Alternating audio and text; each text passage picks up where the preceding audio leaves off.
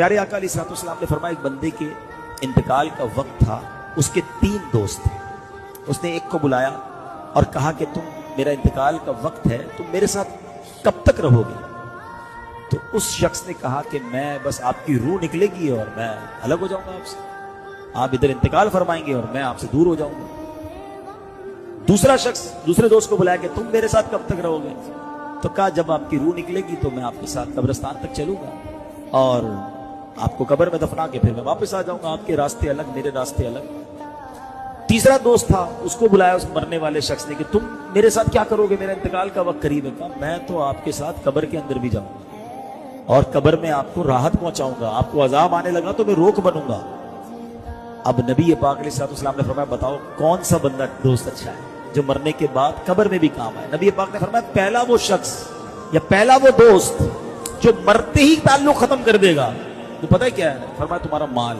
دوسرا دوست جو قبرستان تک تو ساتھ آئے گا، فرمایا وہ تمہارے گھر والے ہیں، غسل، تدفین، جنازہ اس میں شرکت کر لیں گے، کچھ دیر تک تمہارا، کچھ دنوں تک تمہارا ذکر کر لیں گے، مگر پھر وہ بھی زندگی میں مصروف ہو جائیں گے.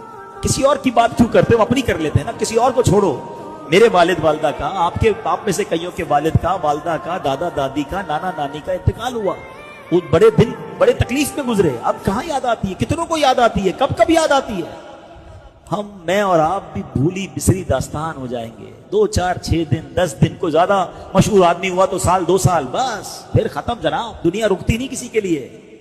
فرمایا دوسرا دوست کہا وہ تمہارے گھر والے ہیں، اور نبی پاک نے فرمایا وہ تیسرا دوست جو تمہارے ساتھ قبر میں بھی جائے گا نا، تمہیں عذاب سے بچائے گا، وہ تمہارے اعمال ہیں.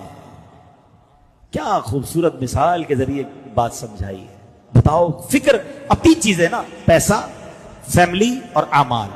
تینوں میں سے امپورٹنس کس کو دینی چاہیے؟ سچ بتاؤ. اعمال کو. ہم دیتے کس کو ہیں؟ پیسے کو.